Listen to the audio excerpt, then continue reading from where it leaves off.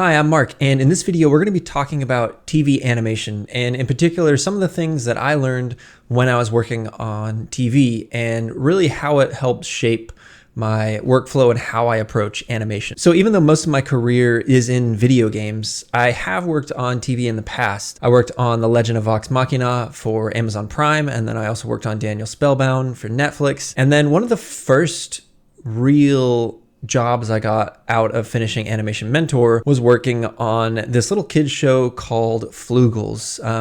It's like these three alien characters that come down to Earth, and it's basically like learning different things. It was a really fun show to work on, and I kind of consider it my first like real animation job. Even though I worked and had jobs in animation previously, it was kind of the first one that was like actually on TV. You could watch it. I think it was on like Universal Kids or Sprouts network. So it was kind of like what I consider sort of my like first real animation job. So one of the things that I found when working in TV is that it really forces you to work efficiently. It forces you to kind of find the performance as quickly as possible.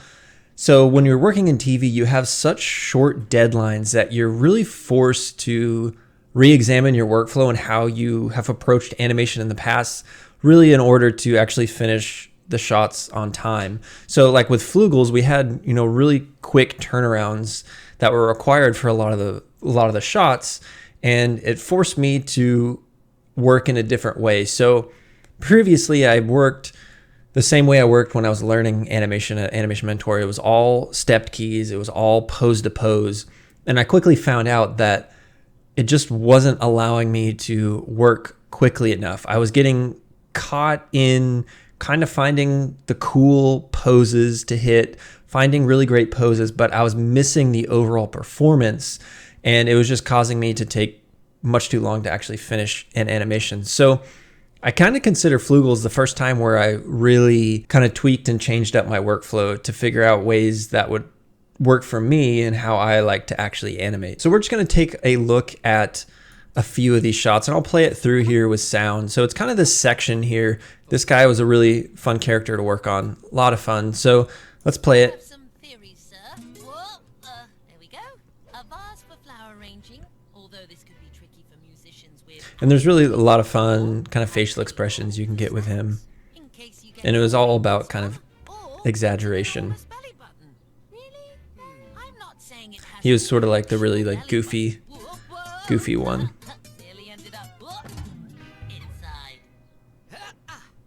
Junior Floogal Boomer, get out of there and help us with this mission. Yes, sir.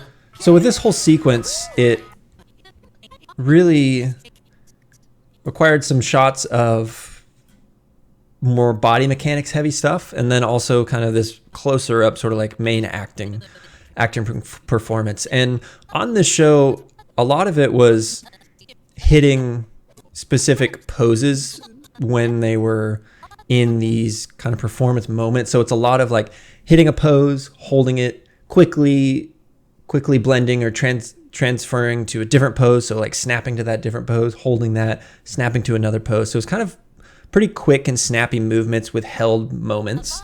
So you can see that here. I'll actually turn the sound down now.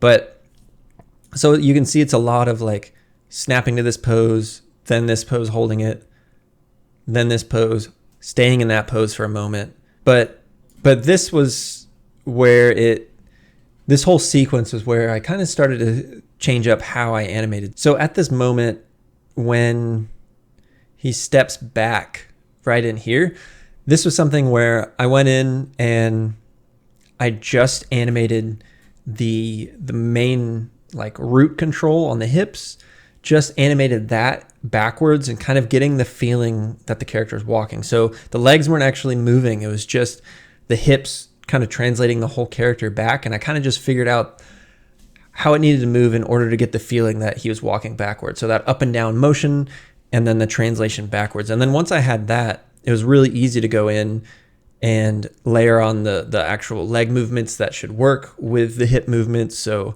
kind of the speed, I was able to capture the speed I needed in order to get him here to where he starts to fall backwards.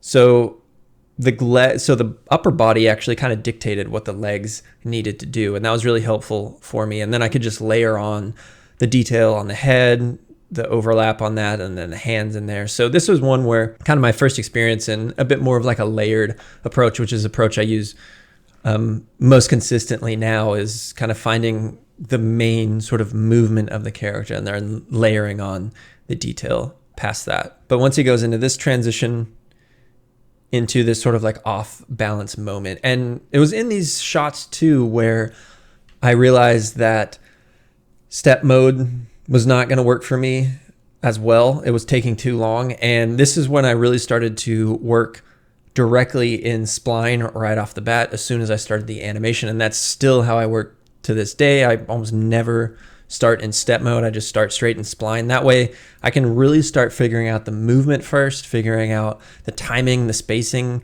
and really the overall performance. And I just found, at least for me, it's hard to envision what the performance is going to be inside of step mode. A lot of the times when you're stepping from one pose to the next, it can be really deceiving, having like a really snappy feeling to it. And I'm sure you've experienced this before. I think everybody has. You go from step to spline and everything is like mushy. You lost the like snappy timing. So specifically for a TV show like this, where the animation was supposed to be like pretty snappy pose to pose, I actually felt it was better and easier to animate in spline straight away rather than step mode. Even though it was very like pose to pose snappy movements, I was able to nail down the snapping movement really early directly in spline, like when the timing needed to happen, this tight like spacing, and then like the spacing that allow it to really like snap and hold into that pose. That was something that was a much easier for me to visualize and see if I'm in spline versus seeing that in step mode and then kind of getting deceived a bit by not seeing the actual like transformation between those key poses and the in-betweens, not seeing that play.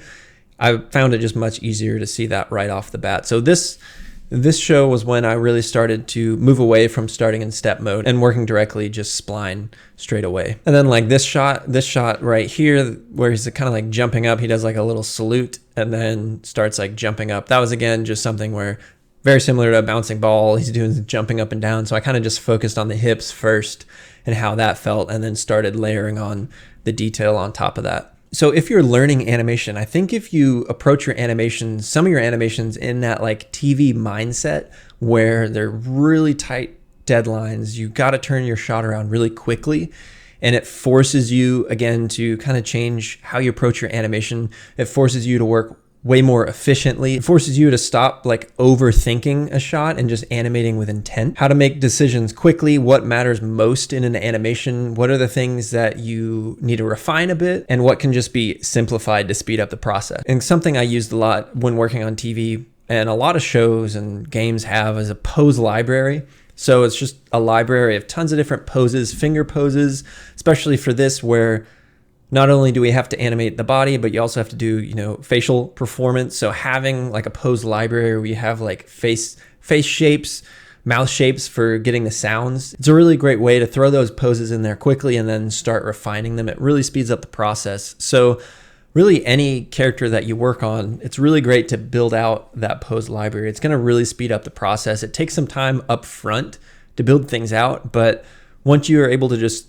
have like a library of like 10 different finger poses, you can just throw those on into your animation, and it really speeds up the process. It's also something that as I'm working on an animation too, I might be like, this is a really cool pose that I've created that could also work possibly in a different animation, and just save that in the pose library. And it might be something that you use in the future on a different animation. So this goes beyond just television. It's in video games, films as well. Pose libraries are a really huge thing to speed up the process. And on Floogals, it was one of the first times I really used the pose library quite a bit to really start getting animation in there quickly. So I'll just scrub forward through a few of these shots here. And there's one in particular I want to point out.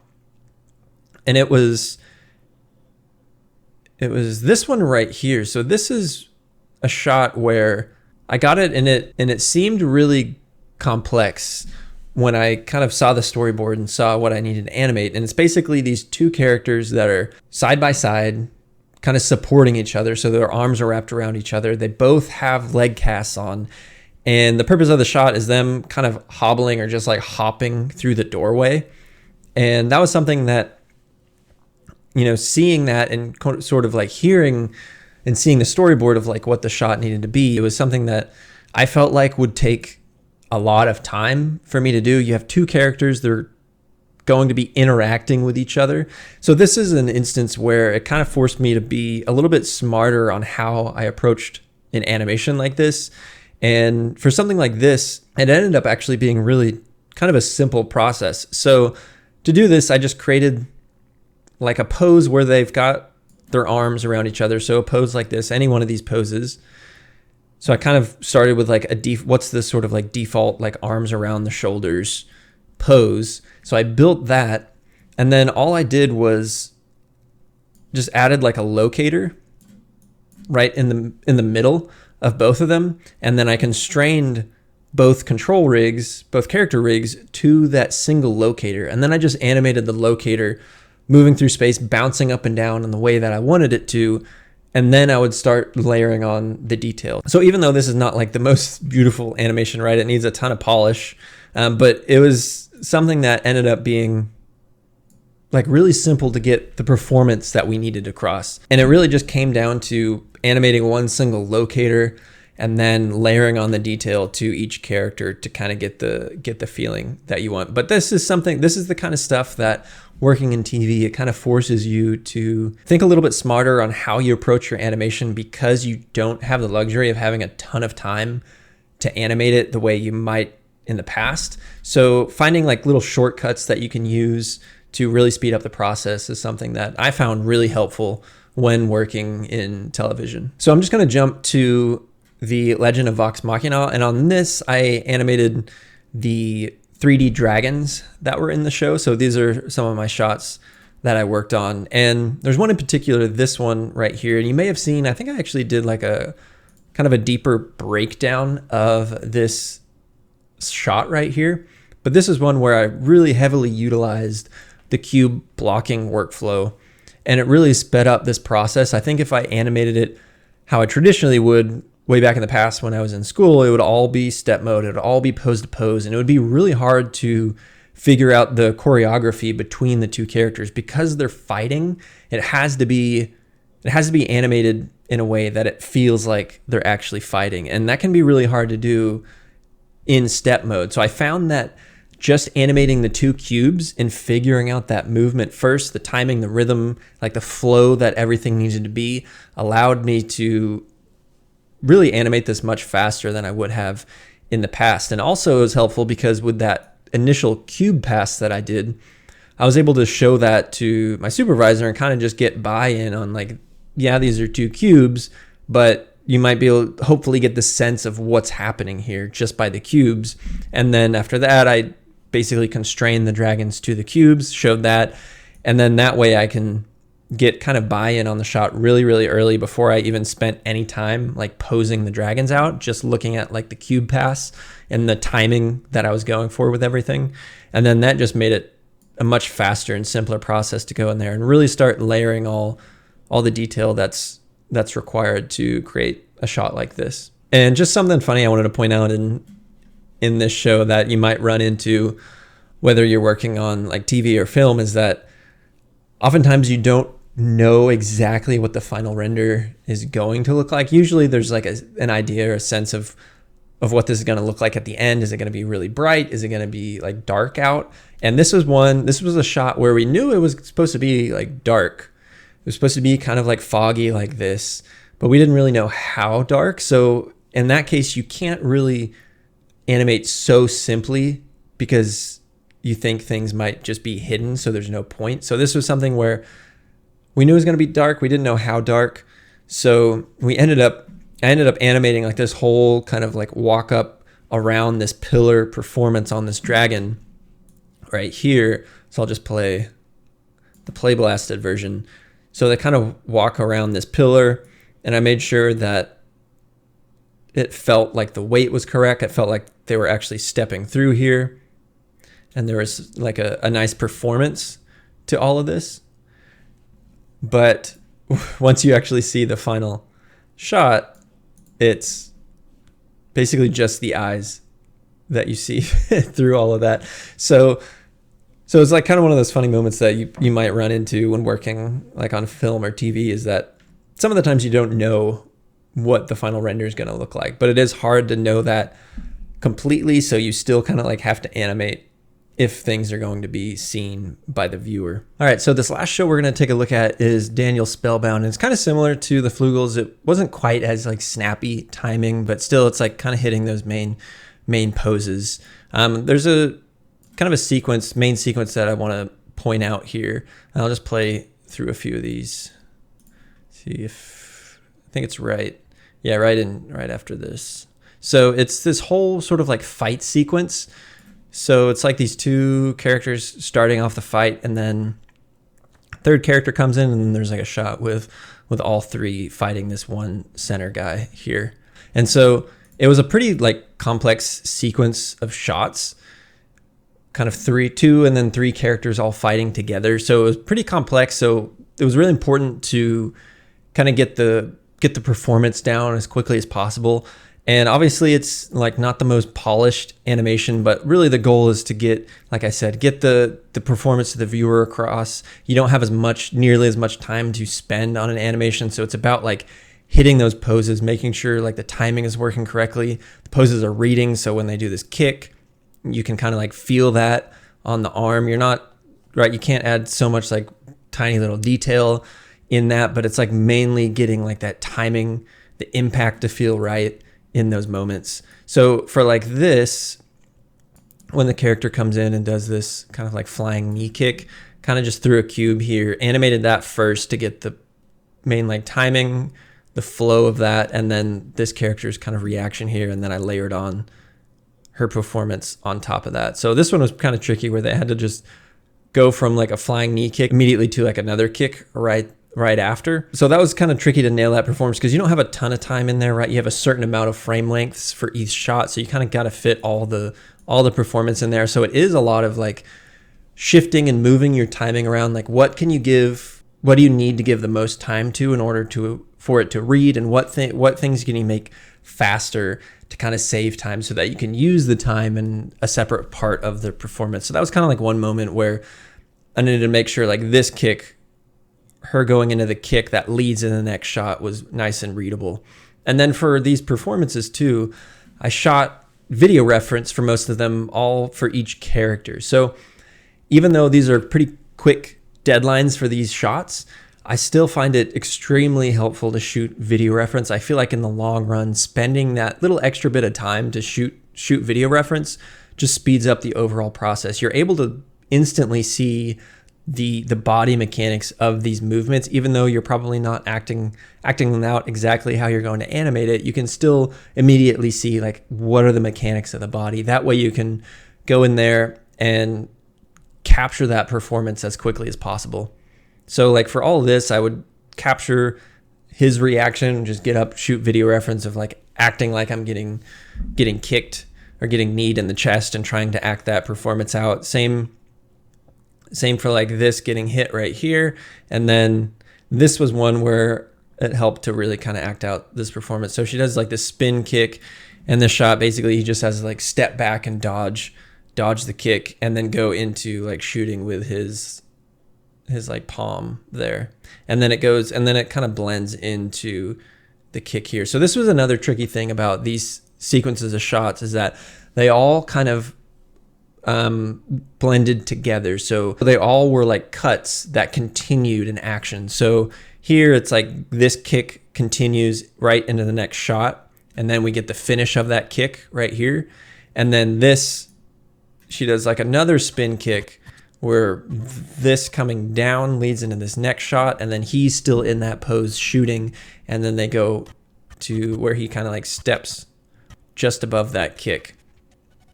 So that was something that was really important to get down in these shots, is like making sure they all flowed nicely together. And then this was one where, again, it was really important to just establish like the timing, the rhythm of everything as quickly as possible, kind of similar to the Legend of Vox Machina, the two dragons fighting, where this we have three characters fighting. So I needed to make sure that the performances work. So like he dives out of the way when he shoots, and then she comes in to attack right here. And I wanted to make sure that it didn't feel like they're sort of like waiting for each other. So she's kind of like bending down into her anticipation when he's starting to kind of dive off to the side. So it didn't feel like the characters were sort of like waiting for each other to do the attack. I wanted to make sure it felt like they were kind of attacking together to try to take him down. So going in there and establishing like the overall timing first was really important. So I just started with some like really simple poses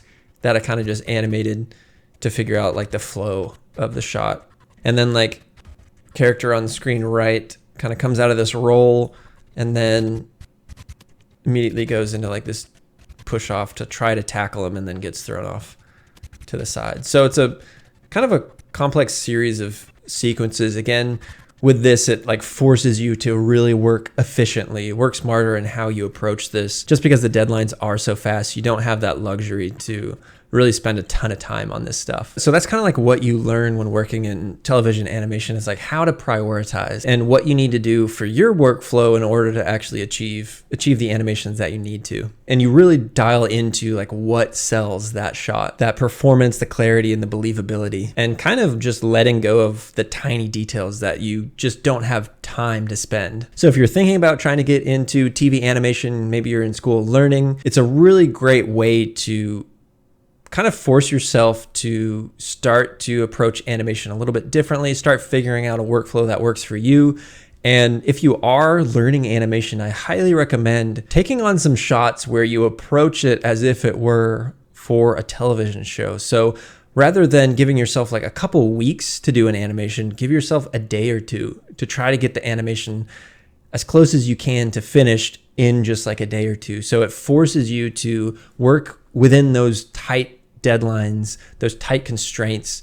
It forces you to change up your workflow, to work more efficiently, focusing on like the main performance heavy beats of an animation in order to sell it to the viewer in really the shortest amount of time you can spend on an animation. So this is something I highly recommend doing. It also allows you, when you're working on shorter animations like that, to really increase your skills as an animator, because you're working on way more animations than you would previously. So like when I was in school learning, I would spend weeks on a shot that might be 5 seconds, 10 seconds long, because that's kind of like the time that we had in school. We had like weeks to finish a shot like that. Whereas when you're like working in television like that, you don't have weeks. You oftentimes have like days, a day maybe, for some of these shots. So you're able to crank out more animations, and every single animation that you do, you're learning something new. So I feel like the more animations you can do is just going to really help you kind of hone your skill and get more familiar with some of the techniques you can use for different animations. So hopefully you found this video helpful and just getting some insights on TV animation and what you might expect, and then some of the things that you can kind of start incorporating into your learning as an animator. So as always, if you found this video helpful, please leave a like, comment, subscribe. All of it helps the algorithm. And thanks for watching, and I'll see you in the next video.